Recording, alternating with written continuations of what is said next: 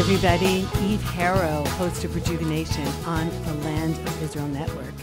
It is early morning, well, not so early anymore, August 12th, 2018, and the first day of Elul, 5778, so Chodesh Tov. I'm back after close to 2 weeks away from Israel, so I've got a lot to talk about today. I'm not going to get it all into one show. My head is like exploding with so many different things and experiences that I had and ideas that I want to share with you. It's all too much just for one day, so you're going to get it in dribs and drabs. It was interesting to be away. We just got back on Friday. It was interesting to be away when, almost as usual, there is violence and, of course, Israel being attacked in the south. And so really the first thing that I want to say this morning is that I can't say that I hope it gets quiet. Obviously, we hope that it gets quiet and that there is and that there are no more Israelis running into bomb shelters and all the terrible things that have been happening over the last, not just couple of weeks where it kind of reached a fevered pitch, but over the last few months with fields burning. Quiet isn't enough. It has to be stopped completely, because when things get quiet and then we just pretend, okay, it's quiet, so everything's okay, it's not okay. In the meantime, the enemy arms itself and just prepares for the next round. So quiet isn't enough. Of course, we want quiet and we want peace, but we want there to be something definitely more long-term and not every few years like we have an explosion like this. And so it's why I bring this up, obviously, because my heart is with the people in the southwestern part of Israel, is that it's very difficult to be on vacation and having a good time when you know what's going on back at home. And this is not something new. 4 years ago during the war in Gaza in 2014, my husband and I were in Ireland, and that was really insane because I just wanted to go home. And he said, well, we're not going to do anything if we're home. How are we going to help anybody? We didn't have anybody in the army at the time, anybody fighting. And you know, we had put a lot of effort into going there, but it's difficult, but it almost makes it impossible to ever plan anything in the summer because there's always something going on here. So it's in that, once more, those tensions that we live here, that trying to find that balance of also getting away and as a couple also getting away, having a good time. We both work very hard and enjoying new places and having new experiences, but also always with an ear out and checking the news and seeing what's going on at home. And we're far from the only people who are doing that. I think every Israeli that leaves during the summer has that same thing. But anyhow, it was still managed, though, to have a very, very interesting time. And what we did is go to a place that, quite honestly, I had to look at the map when we just talked about going here and figure out exactly where it was. We went into the area of former Yugoslavia. We went river rafting in Montenegro. We went to Sarajevo, to Dubrovnik, which is in Croatia, and ended our trip in Greece, in Athens, and spent a few days there. So a lot of different places in a fairly short amount of time. It was 12 days, including travel, although it's really close to Israel. And just learned so much about a part of the world and another conflict that I knew superficially, which is probably how a lot of people feel about what's happening here in Israel, like just a plague on all your houses, don't know what's going on. Why can't you guys just get it together? I mean, seriously, is it all that important that everybody's got to kill each other and chaos and destroy your towns and just destroy everybody's livelihood and tourism and what have you? And when you go into a different situation like that, I could definitely see how people feel that way about Israel and our neighbors. Like, guys, just get it together. What is going on? What could be all that important that you keep going to war over? So I find it one of the most interesting aspects of the life that Hashem has me leading is that I love to travel, and thank God can do that and have the means to do that, and have a partner who is happy to do that with me. But it gives me a tremendous perspective, it's only when you really travel, I think, and get out of your own comfort zone and the own place that you're living. And when I say comfort zone, I use that loosely because for a lot of people, Israel is totally out of their comfort zone, but it's my home, it's my everything. And even in the craziness, you have your comfort. You know what's coming. Basically it's like your area, and you have more or less a handle on where to go, where not to go, things like that. It's my life. So, but to go out of that and to go and talk to different people and see different communities and see different parts of the world, for me, has been the element in my life that has given me, I think, the most depth, the most lack of judgment, because you really end up feeling very humbled by what you don't know. At least I do, to get out there and realize that with all that I have learned, there's so much more that I have not learned, and some things that I'm a complete and utter ignoramus about. And that's very, very humbling. But also, it just, the world is a fascinating place.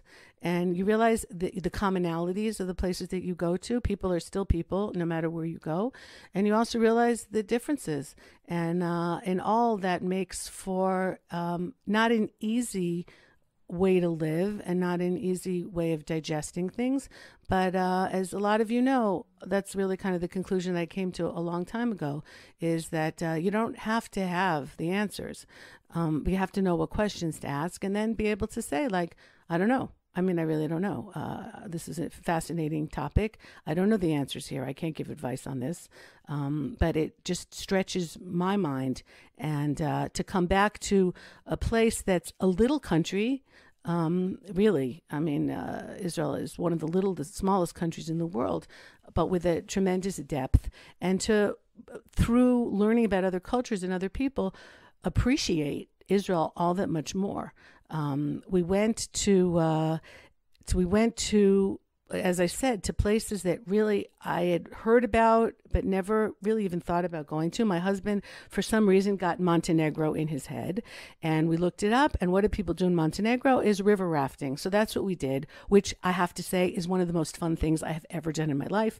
We went with another couple, good friends, and it was just great. 90 kilometers of river rafting. Turns out it's the biggest gorge in Europe, the second biggest in the world after the Grand Canyon. And Montenegro is an outstandingly beautiful country. I had no idea. We went hiking, we went river rafting, the mountains, the forest, the water. The entire time that we were river rafting, and it took 2 days, and we slept out one night, and we were with somebody, more on that in a few minutes, who was on the raft, because you can't do it by yourself. It's whitewater rafting. It wasn't, at no point was it like, I'm not thinking the movie Deliverance here, but they told us, had we come a couple of months ago when the snowpack had just melted, the river was 2 meters deeper than it was now. But it was still pretty exciting, not something we could have done on our own. So we had somebody on the raft with us the whole time. Really cute guy, incidentally, but talking to him and doing that, and there was nobody else around. And we were river rafting and didn't see anybody else. And just when you come from a country that's so small and so noisy, and there's people around all the time, just that sense of peace. And I know a lot of you know this because I've talked about the other things that I've done in Thailand and in Costa Rica. Like, that's where I have my Hashem moments, is in nature and in like understanding the beauty of the world that he created. In the small still voice is where my davening, my prayers, I find, are just so much, more meaningful. That's just me, and that's not, everybody's got their own. But for me, I'm a water person. Nothing makes me happier than being in or near water. So that's my element. So that was we started off the trip there, and it was just beautiful, and in so many ways. But talking to the guy on the raft, so Montenegro was also part of what was former Yugoslavia. And, growing up in America, it's very clear. Democracy is good. America is good. Western democracy countries are good. Communism is bad. And the Soviet Union was bad. And anything having to do with that, and Vietnam, obviously, this is my demographic, and Vietnam fighting communism, and 50,000 Americans being killed for the cause of fighting communism. And that, that was the important thing to do. And it turns out that as I go around, and the world has changed, and I go around and I speak to people, and I moved myself out of the United States to a country that is a democracy, also, and believes in all those freedoms, but meeting people here who come from societies that are not like that. So like the Jews that I meet here in Israel, the million Jews who we call them loosely Russians, right, who came from the former Soviet Union. So they have very clear ideas on how horrible that was, and Natan Sharansky and the Jews, being trapped there, and they're so happy to be in Israel. So that even created the further idea of communism being bad, deepened that idea, and going and, understanding kibbutzim, which is socialism, which is also like theoretically on paper, a phenomenal way of life, but doesn't work for the long term because people are people, and it works when when you have nothing and people have to pull together, which is when the kibbutzim started, right? 100 years ago, a little more than 100 years ago, when we had nothing and you had to provide food and protection and be together because people couldn't make it alone. But as you get wealthier and as you do better, then that idea falls apart because people work harder. They want more if they've worked harder. They're resentful of people who they feel are slothful and are just taking from everybody else. And so, but it worked for a while. It worked really well for a while. And now, of course, we're seeing that it's not working as well. And most of the kibbutzim are kind of, at least not the strict kibbutzim that they were. And so there's all these things that are good for a certain period of time and then not again. But one of the things that really stood out, and this is actually a great idea for Elul, for the month that we're coming into now, which is the month of introspection. It's the month before Rosh Hashanah, before the New Year, before Yom Kippur, before the Day of Atonement. And it's the month really where you're supposed to think about the last year, think about the things that you've done that maybe you shouldn't have done, and the hurts that you put onto people that you shouldn't have, and try and repair all that so that you go into the new year really with a clean slate, and that Day of Atonement means something. And there's this balance here, though, and it's something that really hit me also going into that part of the world and understanding some of where here in Israel where the East meets West, is that there's a balance between saying, I'm not going to do it again, or I'm going to forgive you, forget your own thing, how you relate to other people, right? So someone hurt you, and you want to forgive them, and you're told to forgive them, and they say before Yom Kippur, you have to ask somebody, if someone asks you 3 times for forgiveness, you're mandated to forgive them. But there's forgiving, but then there's also, and not holding on to resentments, and that's something that we see very much here in the Middle Eastern mentality, you want to call it, the Arab culture, right? But it's not, but it's really so I'm not saying Muslim here, I'm being very careful. It's more of that Middle Eastern / Arab culture of hanging on to resentments, right? And that's what's causing a lot of the wars here in the Middle East, is the Shias versus the Sunnis, and the Battle of Karbala 1,300 years ago that they can't seem to let go. And the fact that if your grandfather insulted my grandfather, I still have to take it out on you. And those resentments, and we all have that in our personal lives also. The people in our lives who just cannot forget that you said something nasty when you were all 15, okay? And they're just going to hang on to that, and at some point it's going to burst out. Of course, if it's just like an acquaintance, so you can just leave that person on the side and move along with your life. For all of us, it gets a lot trickier when it's family members or when it's people that you do have things to do with over long term, and then those resentments flare up. So there's definitely a balance between just like leaving the resentments behind, saying, let bygones be bygones, let's open up a new slate, but also not whitewashing it. And why do I say this? Because after we went to Montenegro, and in Montenegro, by the way, this very cute raft guy, so we were talking to him about their life there, and they really struggle. So even though communism is gone, right? Yugoslavia is gone, and Tito is gone, and all of us would, on a superficial level, say, oh, now their lives must be so much better, right? Because now they're capitalistic, and they can have their own business of river rafting or whatever it is, and camping, and not be afraid that they're going to upset somebody and get thrown into jail for 6 months, which is what happens in communism, right? You didn't have those freedoms, but they're struggling. And he was telling us during tourism season, they work really, really hard in the summer months, and then they struggle to make it through the winter. A little bartending, a little this, a little that. And he said, quite honestly, that when he listens to his parents talk about their time under communism, he feels that in some degree it was better. So they didn't have the freedoms that those of us in the West think are the most important thing, and perhaps they are. I'm not saying that they're not. It just gives me pause, that they had some kind of stability. that they knew they weren't going to get rich, and that, like I said, if they upset whoever they upset that they shouldn't upset, they could totally lose their freedoms. You had to kind of lay low. But on the other hand, they had food, they had health care, they had certain things that they didn't have to worry about. So they didn't have a lot of it, but they had enough. And now at certain times, they don't even have enough. So that was a fascinating conversation, and that I did not expect to have that. These are not people who go on vacation, and these are not people who really have any kind of luxuries whatsoever. But to sit as someone who grew up in the United States where communism is just the worst thing ever, and then to hear somebody say that maybe it was better than what he's got now, really gave me a lot of food for thought. And that's why this trip was just so fascinating, because that area, which I loosely call the Balkans, is not third world. I've been to third world. I've been to, places in Costa Rica. Like I said, I've been to Thailand. I've been to third world. That is, where you can't even drink the water, or, there's really just like a veneer of civilization, but that there's tremendous poverty and lack of food security and lifespans in the 50s. So that that's going on. And this, though, is Eastern Europe. I mean, it's right here. And there was just kind of this naive idea that I had that they were catching up after the years that they spent under communism, and it was less expensive, and it certainly is much less expensive to vacation and to travel around those areas than, let's say, Italy or France or Germany or some of the other places that I've been to as well.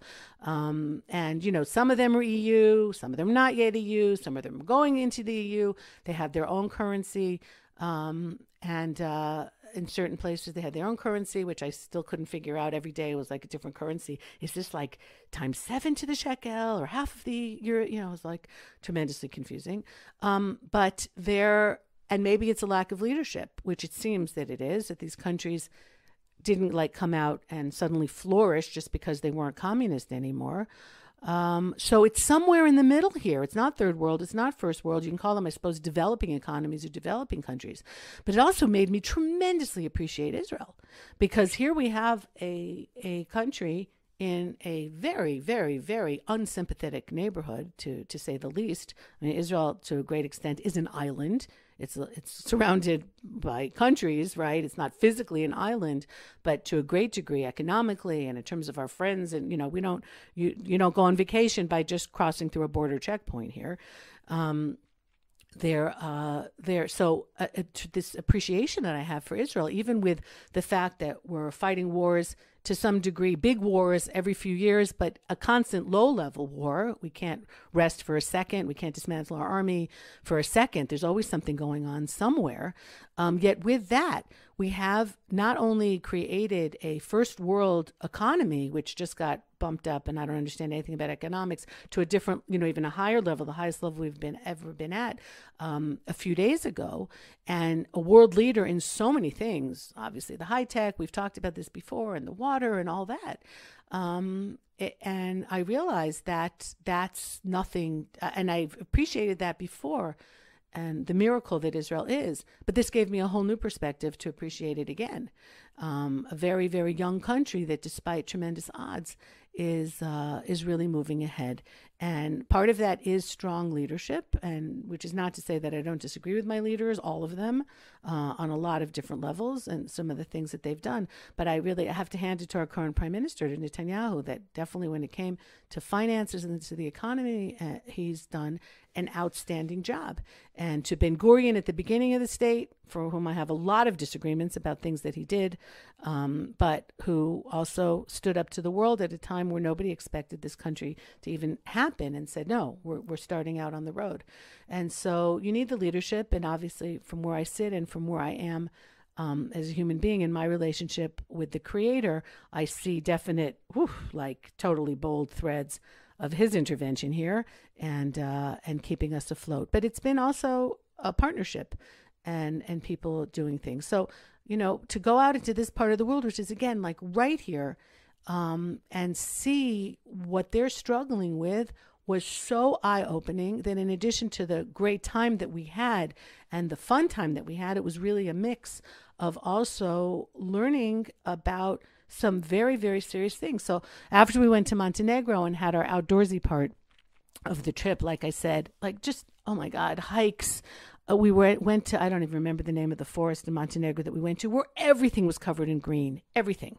Okay, there was moss where there weren't trees, there was moss, and there had been a lake that had dried up, but just like beauty, beauty, beauty, beauty, nature, quiet, and just magnificent part of the world, and only 1 million people living there, and just, but again, struggling. They've got the potential there for tourism, but they don't have the infrastructure, just a lot of backwards things. We were actually staying in Bosnia on the side of the river. The river cuts through, some of it is the border between Bosnia and Montenegro. So we're actually staying in the Bosnia side, and every day going into Montenegro was like a whole story of standing in line and getting our passport stamped on one side, and then crossing the bridge, which is only a one-lane bridge, so you have to wait until the other people are coming the other way, okay, and then getting it stamped on the other side, and going through this all the time. And yeah, everything could be a little bit, like I said, the infrastructure could use a little of improvement. But from there, we went to Sarajevo, which I hadn't done really any homework on, and felt like I was in Ramallah. Okay, so Bosnia is majority Muslim. So we go into our hotel, beautiful hotel in the center of Sarajevo, and there's a mosque down the block.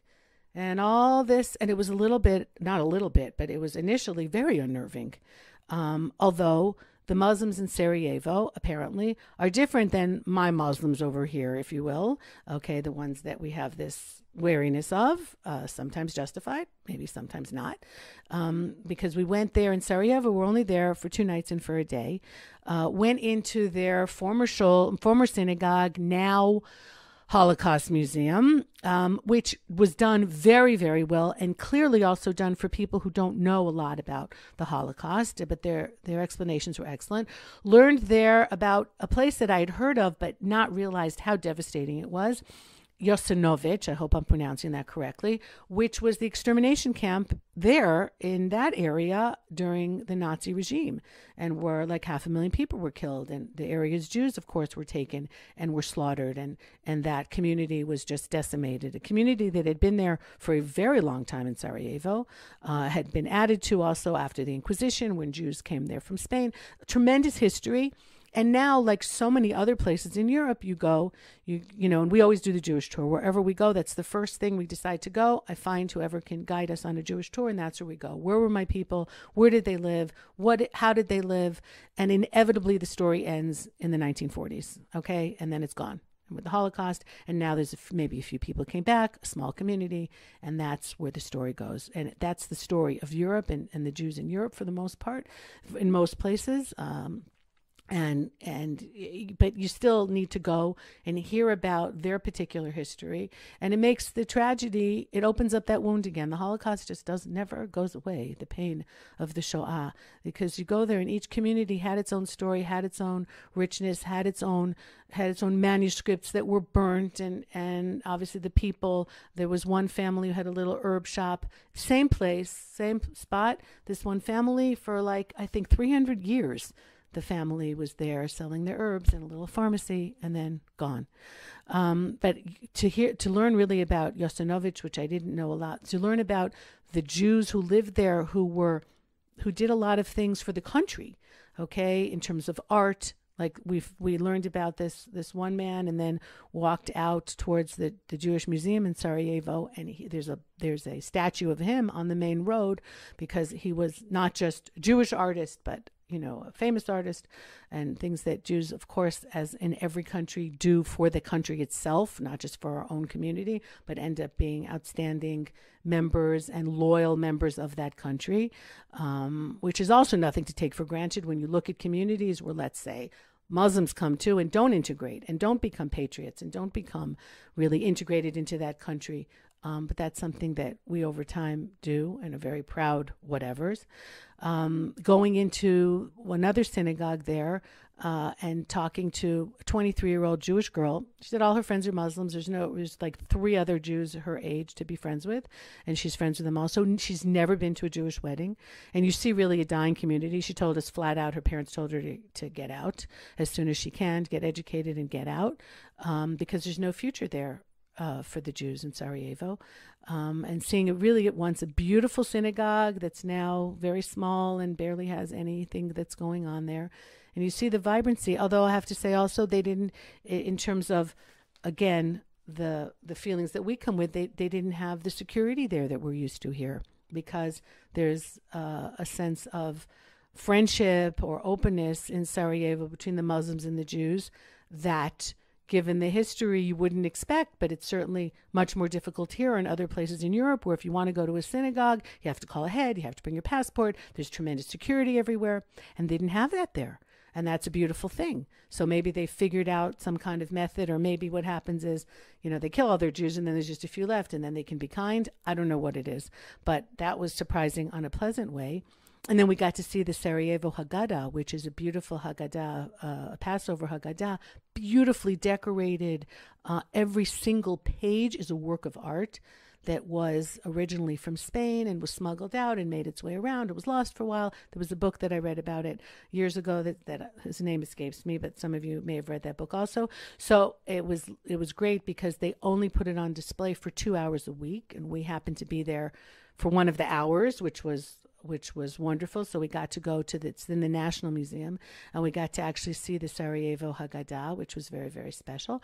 So we had that interesting day in Sarajevo, which, like I said, was in some ways uncomfortable because it's like being dropped in the middle of Ramallah to some degree, which for us as Israelis is an uncomfortable place. But on the other hand, the security was like pretty much non-existent, at least in the Jewish places. So they don't have that tension that we have here. So that was also, again, out of the comfort zone, very, very important to hear about. But again, no future there for the Jews. A glorious past, but no future. And then we went on to Dubrovnik. And Dubrovnik is absolutely beautiful. It's in Croatia. Which is it's on the coast, it's got islands, it's got beaches, it's got water. And Dubrovnik itself has a fabulous, very interesting history, a lot of times independent, sometimes under Venice, because it's just across the water from Italy, across the Aegean Sea from Italy. That, by the way, is where Game of Thrones, a lot of it is taped. Now, I happen to watch Game of Thrones. I saw 1 or 2 episodes, and it's not that I'm a prude. I'm far from being a prude, but something about that show just was too much for me. Like anything goes. I know people who watch it and say it's amazing, and the acting and the sets, and I'm sure it is all that. It's just not for me. But given how many tours go around Dubrovnik, Game of Thrones tours, so I guess there's a whole lot of people who are into that and seeing where this was shot. But we had a tour guide there who we hired for the Jewish tour, and because there's a street there where the Jews lived in a synagogue that's now a museum, and we learned a lot also about the history of the Jews there. And now there's just a handful of Jews, and there's an artist that we went to, and her grandfather was Jewish, so some of the things that she paints have a Jewish theme to them, and ended up having a fascinating conversation with her, actually a very emotional conversation with her. I'm not really sure how that happened, with her about things in her life. But this tour guide spent a lot of time. He was late, which for me as a tour guide, and didn't apologize. Okay, so right away, I had this little, which isn't nice, okay, already like a little thing going. But I was quiet and I was listening. And but he was talking to us a lot about how Croatia has been misunderstood, and the idea that they were collaborators with the Nazis was only just a few people, and the fascists. And I'm listening, and it's disturbing me. I'm not really sure why it's disturbing me, and maybe he's right. I mean, I know that I'm very aware of the fact that, let's say, the settlement movement or the Jews living in Judea and Samaria are sometimes all of us cast as the extremists because of just a couple of people who do things that they shouldn't do, and all of a sudden we're all terrible people. So I'm aware of that and sensitive to the fact that you can't just tag a whole group because perhaps of the actions of just a few. So I get it. And I was listening to him, and he was talking about that, and that was really, though, the gist or the thrust of his guiding for those 2 hours, which also kind of bugged me, because one of the things that you're supposed to do as a tour guide is guide what you see, right? The people are in a place. So he did that to a certain degree, but not as much as I would have liked. like, why were the Jews brought into Dubrovnik to begin with, right? And he didn't know. He said, well, here they were open to the Jews. That's not an answer for why whoever was ruling let the Jews in. Okay, I know this already from other places that we've gone to, because we were traders or because there was something that the Jews were doing that particular monarch or whatever it was needed, and he was willing to bring in Jews and protect the Jews because they were filling in some kind of gap that he needed. A lot of times it was the traders, because Jewish communities were connected to other Jewish communities, and so we were able to bring things in, and that's how we survived, because we couldn't own land and there was a lot of other things that we couldn't do, or because perhaps as physicians or filling in something that the community needed. When he couldn't answer that, I was already But he's talking about this, and I'm not thinking whitewash, but I'm like, okay, I need to look into this more, because really this is not something that I've ever done, is check into Croatia and what they did so much during World War II, even though I know that there were a lot of people in Croatia who were terrible to the Jews, and who, along with, let's say, Ukrainians, were very happy when the Nazis came in to kill their Jews without even being asked. Okay, it was like right there, as opposed to in other countries, where they didn't do that. And so we come home, and I'm going to have to, Dubrovnik was beautiful, and we went snorkeling in the water. We took a day and went out on the water on a boat, and it was, as I said, me and water, that's it. And really beautiful. And we had a fascinating time there. But came home, and I'm going to have to leave the last part of our trip, which was Greece, and do a whole show just on that, because that really opened my mind up to so many things that I'd never thought about. I'm going to leave that for a different show. I'm not sure if I'll wait till Hanukkah to do a thing on Greece, which is maybe the thing to do. I probably won't be able to wait that long, but I want to do a little more research on that and maybe get an expert on about that. But to get back to Croatia, so of course we come home on Friday. And I'm reading the Shabbat papers, the Saturday papers, Makor Rishon, and there's an article about Croatia, because, of course, right, there's like never articles about Croatia, but here I was just there and it's on my mind, and there's an article about Croatia and about an incident that's bothering people, because Israel now has a relationship with Croatia, and Ruby Rivlin, the president of Israel, just went to Serbia and to Croatia, two countries that were at war with each other, but both of them, I believe, understanding that Israel now, is let bygones be bygones, or there's a realpolitik, and Israel has a lot to offer, and there's trade, and there's tourism, and there's all kinds of other things. So Israel has apparently sold some old planes that we had, to Croatia. And people are very upset, though, because the Croatians, and now we're not talking World War II, just 23 years ago, during the wars there between Bosnia and Serbia, there was ethnic cleansing 23 years ago, and Jews who had survived the Holocaust and gone back and survived the concentration camp, as I said, Jostanovic, and gone back to live in certain parts of Bosnia, were ethnically cleansed by the Croatians during that war. And so there are people who, again, they understand the realpolitik and the need for Israel to open up relations with Croatia, but they were upset about something that is symbolic but is hurtful, the fact that it was Israeli pilots that brought the planes to Croatia last week instead of Croatian pilots doing it. So it became somewhat of like a flyover, like it had more meaning. It wasn't just delivering planes, but it was like more of an official, that's something very special when your pilots bring your planes to somewhere else. All right. And the comparison was to the flyover that the Israeli Air Force did in Auschwitz a few years back, with the missing man formation, but also that was seen as something like very poignant. But so then there came up in this article this comparison between Poland and Croatia, and what's been in the news in the last few months, which is Poland trying to shift the blame of the Holocaust and saying, the Poles were also victims of the Nazis, and the Jews were just killed as Poles, and it wasn't because of genocide against the Jews. And Croatia apparently is trying to do the same thing, and it brought me immediately back to this experience that I just had a few days ago. How weird is that, right? With this Croatian tour, this guy in Dubrovnik, who was doing exactly that. And it hit me in a few ways, because of the sensitivity to narrative that I have, not just as a tour guide and to somebody who takes people around Israel and shows them Israel and doesn't whitewash things in the sense of like, this is not nirvana and not everything is perfect. And we take people around, you have to show the problems, you have to show the challenges and show them in balance.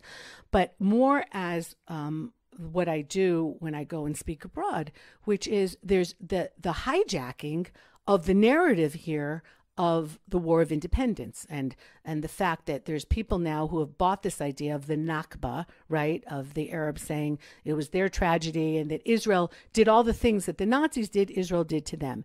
And a complete like just forgetting or complete on their side whitewash of the things that they did, of the fact that the Mufti here was buddies with the Nazis, the fact that there was a concentration camp planned for the land of Israel had Rommel not been stopped in El Alamein, and just a complete skewing of the facts. And again, nothing here is black and white. And when wars are fought, terrible things happen to both sides and things get out of control.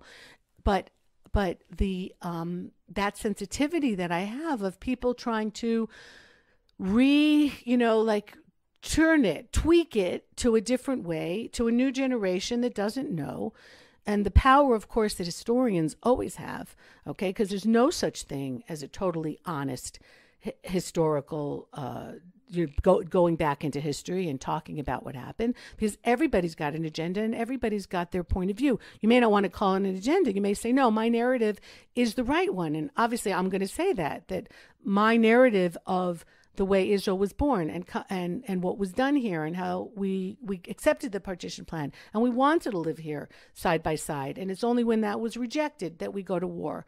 And so that is my narrative, and that's also justified by history, okay? But there is, with all that there's so much information available, it also makes the lies get out there. And we all know this. I mean, I'm sure all of you listening to this, we know about the fake news. But we have to be so careful, because here, even as an innocent tourist going around Dubrovnik and having, wanting to take a Jewish tour, in that time, and my antenna are up because of what I do.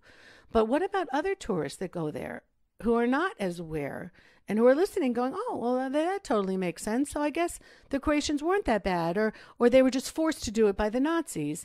And they had their whole internal thing going on between the fascists and the non-fascists, which they did. They absolutely did. But so maybe it wasn't as enthusiastic a killing of Jews as we learned about it. And maybe the image that we have of the Croatians is much worse than it should be. Okay. And obviously everything is shades of gray. And there were probably wonderful people in Croatia who did hide the Jews. We know that. We know that for a fact, that there were righteous Gentiles and people who did hide the Jews. But he was way over. He was way over on that. And because, again, as a tour guide, I find there's a tremendous responsibility in the way that you guide your country, that you portray your country, and not to give the Pollyannish view, but not to give the dark view either, but to get people to think and to get people to ask questions and to get people to leave with questions, okay? To bring up topics that are difficult to bring up and give explanations, but also leave it open, because it should be like that. There is no one answer, but also to understand that there is a historical truth, and we are up against a lot of lies, and they're coming from different places. And this is not somewhere that I expected to get smacked in the face with some of these kinds of twistings.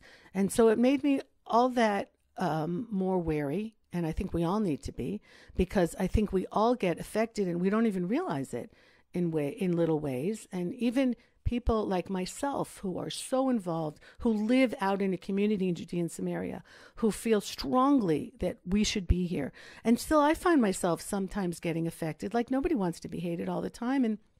And so, like, maybe we've done this and maybe we've done that. And we all have to constantly be doing a reality check. We really do. And because when so many people are saying one thing and you're on the other side, there starts creeping in some doubt. Well, maybe. And there should be doubt. There should always be doubt. None of us should ever be totally secure with everything that we're doing. And we should always be checking ourselves on a personal level, on a religious level, on a national level. And that, again, is what Elul, what this month is all about. It should be all the time. But there's a specific month that we have left in Judaism for that kind of, whoa, okay, now let's get in there. But it can happen from anywhere and in different places. And am I going to say that this guy, is the guy that toured us around, did he have these nefarious ideas? Maybe he's probably just a very loyal, patriotic Croatian who's upset by a nasty image that his people have. But maybe they deserved that image at the time. And there's nothing wrong with saying that. Listen, we did horrible things. We did do horrible things, but we're not doing them now. And we regret them, and we shouldn't have done them, and my grandfather should not have done this, and my father should not have done this, but this next generation is not doing that. So that's really then making amends. That's really that kind of atonement, is not denying that it happened. It's saying that it happened, but it won't happen again, and we feel terrible, and these are the kinds of things that we're going to do to make sure that there are checks in place that this can never happen again. But once you start justifying something that happened or saying, well, no, it really wasn't like that, then it's a slippery slope. And so I think that, again, this gave me a lot of food for thought on so many different levels, making me also more aware of the responsibility that I have behind this microphone or when I am guiding people to, make sure that as best as I can, and whatever truth there is, and there's really, as I said, no or very, very little absolute truth anywhere, because we all see things through our different lens. But making sure that as close as I can get to that I will. And that's what I try and do behind this mic to those of you who are great enough to listen and to share that with you. But we need to be careful in ways that I never imagined that we needed to be careful of. And there is a very big area between Holocaust denial, outright saying that it didn't happen, which is not what Croatia is doing. That's something that like Mahmoud Abbas, right, the head of the Palestinian Authority, that is something that he is doing.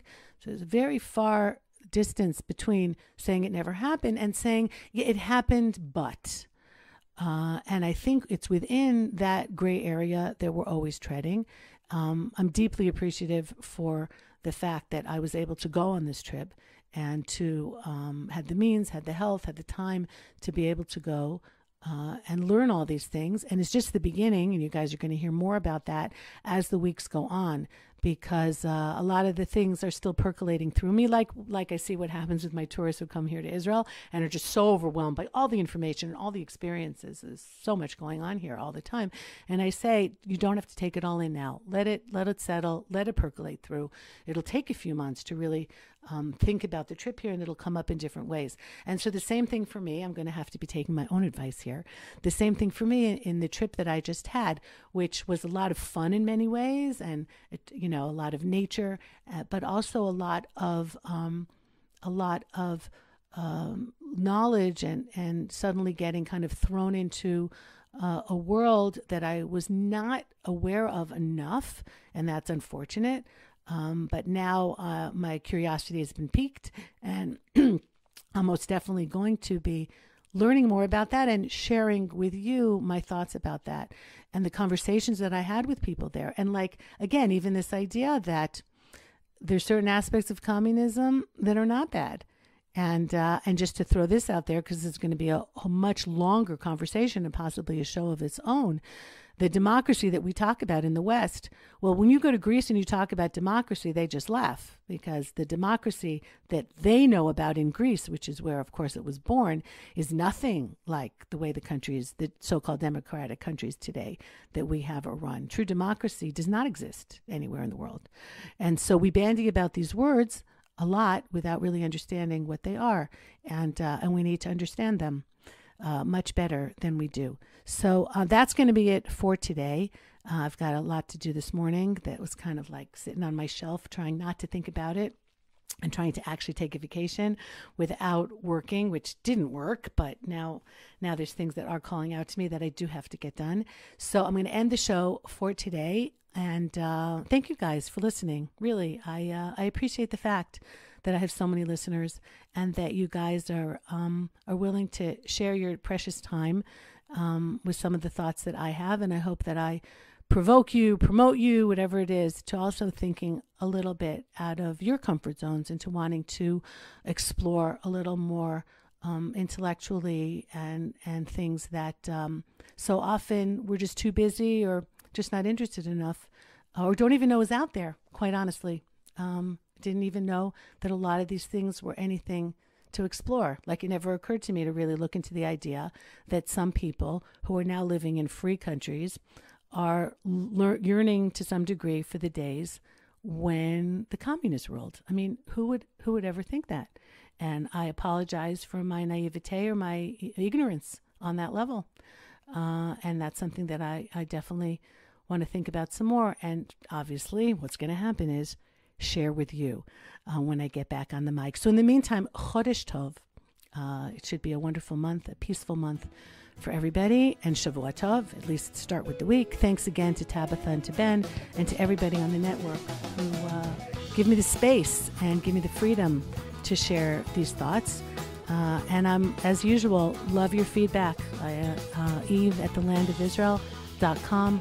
Love to hear from you guys. And if you can educate me or point me in directions because of your own experiences and or where you're living now. I don't assume that everybody who's listening to this show is living in New York City. Far from it. So if you've got books to read or you've got experiences to share, I would love to hear that. Or if you've got advice about who to go to get a more in-depth perspective and interview, then I would be delighted, as always, to hear from you. So, Eve Harrow, Rejuvenation on the Land of Israel Network. Take care, everybody. Goodbye.